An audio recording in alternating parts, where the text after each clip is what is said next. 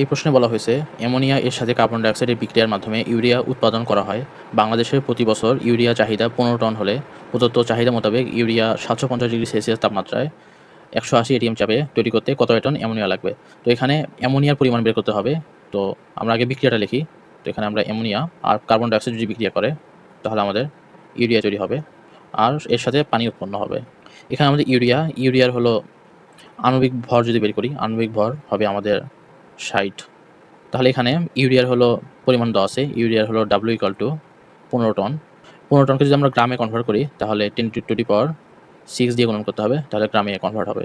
এখান থেকে ইউরিয়ার মোল সংখ্যা যদি আমরা বের করি, NU দিয়ে যদি প্রকাশ করি তাহলে ইউরিয়ার মোল সংখ্যা হবে W/M, তার মানে 15 × 10⁶, আর M এর মান হবে 60। তো এখন এখানে তাপমাত্রা দেওয়া আছে 750 ডিগ্রি সেলসিয়াস, তাহলে তাপমাত্রা হবে আমাদের 750 + 273, মাত্রা হয় 1023 কেলভিন।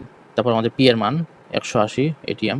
আর আমরা এই বিক্রিয়া থেকে লিখতে পারি, বিক্রিয়াটা যদি সমতা করি তাহলে এখানে আমাদের 2 মোল অ্যামোনিয়া লাগবে। তাহলে আমরা লিখতে পারবো 2 মোল ammonia equivalent to 1 mole urea. এখন আমরা PV = nRT এই ফর্মুলা ব্যবহার করে ইউরিয়ার আয়তন বের করতে পারবো। এখন ইউরিয়ার আয়তন যদি বের করি, এখানে আমাদের চাপের মান হবে 180 এটিএম, ভি এর মান বের করতে হবে। আর এর মান এখানে এটিএম আছে, আর তাহলে ভি এর মান যদি লিটারে বের করতে চাই তাহলে লিটার অ্যাটমসফিয়ার এককে যে আর এর মান সেটা বসাতে হবে।